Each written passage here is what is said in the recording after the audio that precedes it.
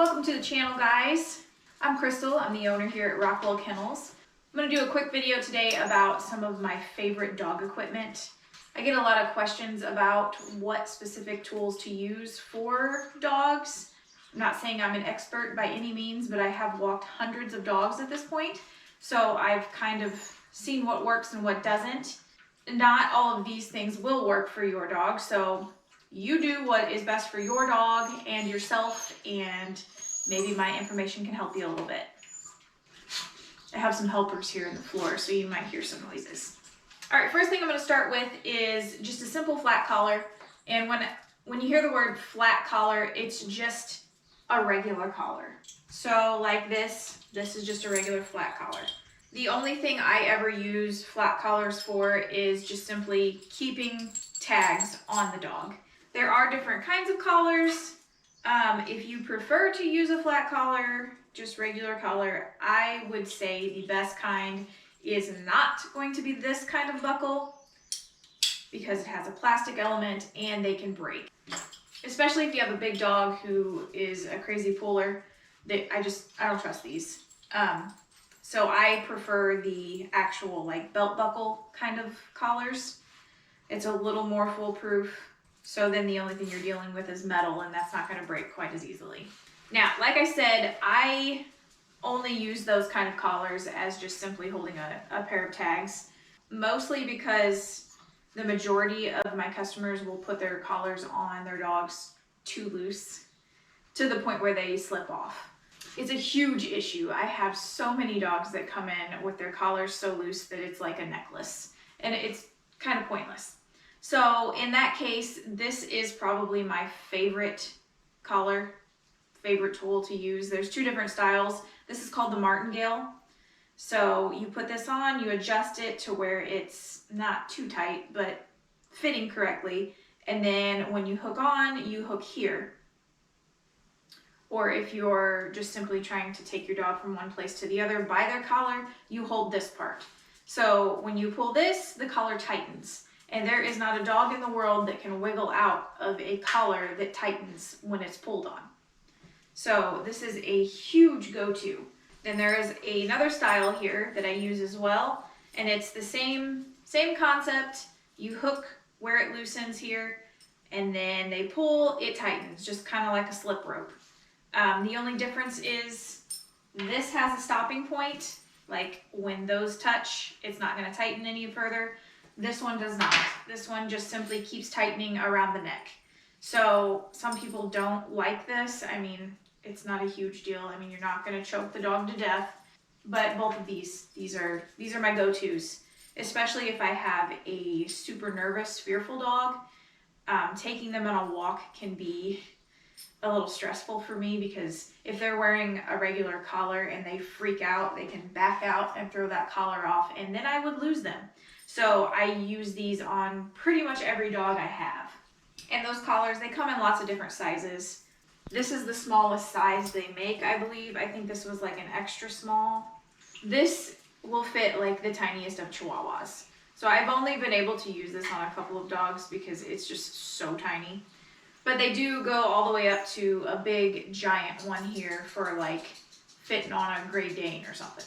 So there's all different options with those, and those are super awesome. All right, next thing I'm gonna go over is, What you doing, Dax? Hi, buddy. Hi.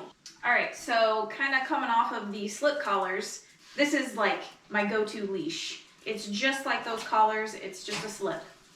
So you can literally like toss this over a dog if it's trying to play keep away, or if it's an aggressive dog and I need to get it to a different location without being bitten, this is extra safe for me.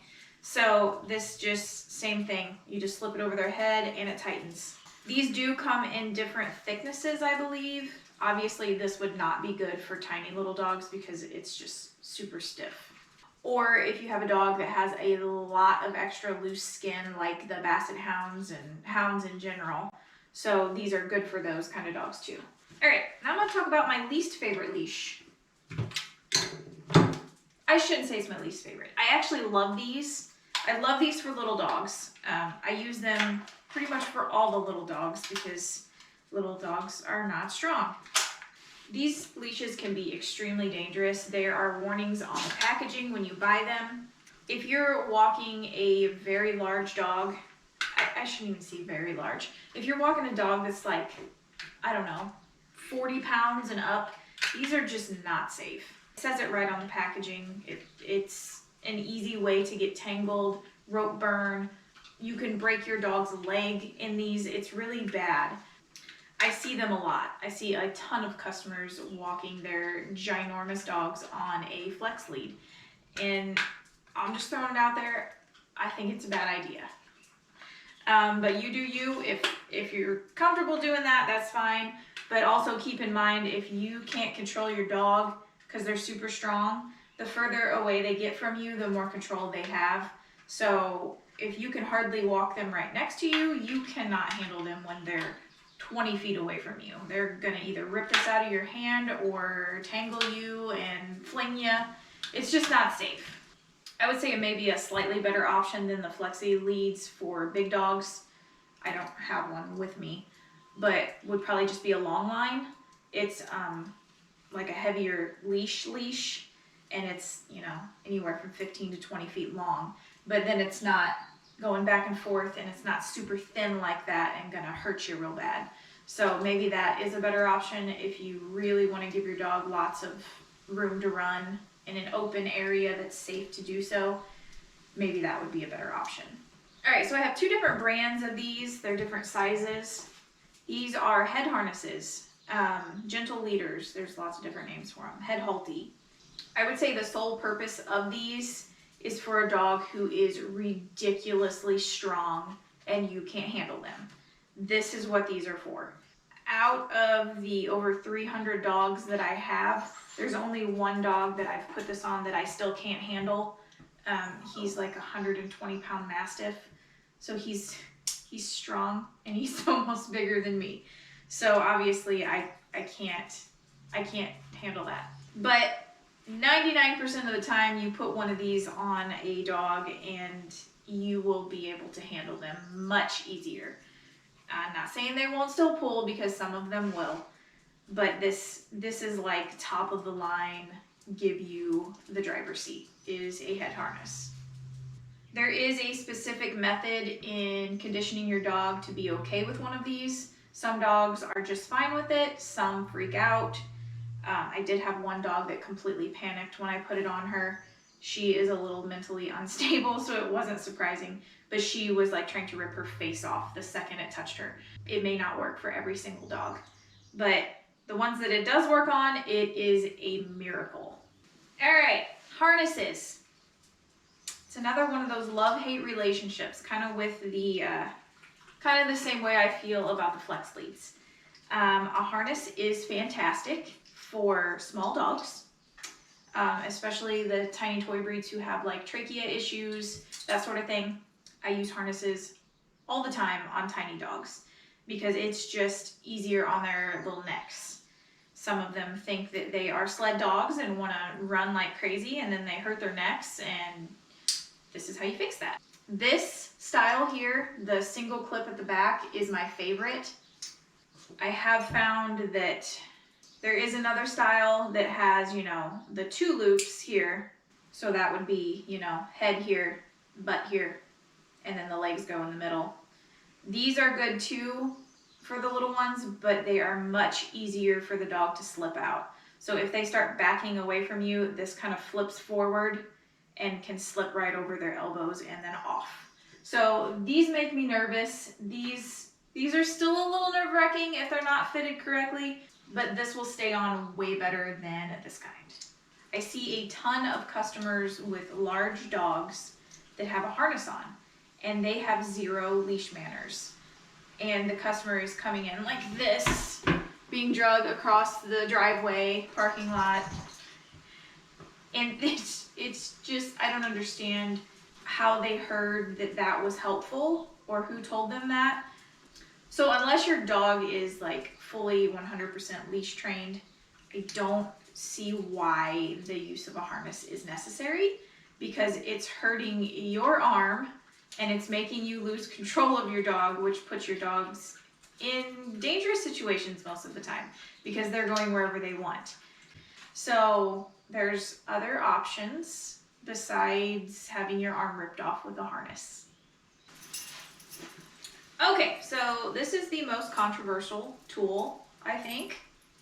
I love these. I use these a ton. It is a pinch collar, prong collar, however you want to call it. Hermspringer, there's different styles, there's different brands. I believe this is just the cheap one from Royal King. But this is one of my go-to first try tools when I have a super strong dog who just wants to pull you all over the yard. Most of the time this will work. When you first put this on the dog, they're like, what the heck is that? What is that feeling? And then they just stop pulling. They walk next to you like a normal, well-mannered dog. Does it work for every dog? No, definitely not. There's been many times I've put this on and the dog still pulls like it had the regular collar on. So when that happens, I rule this out. Like, there's no reason to use it if they're just gonna pull right past it.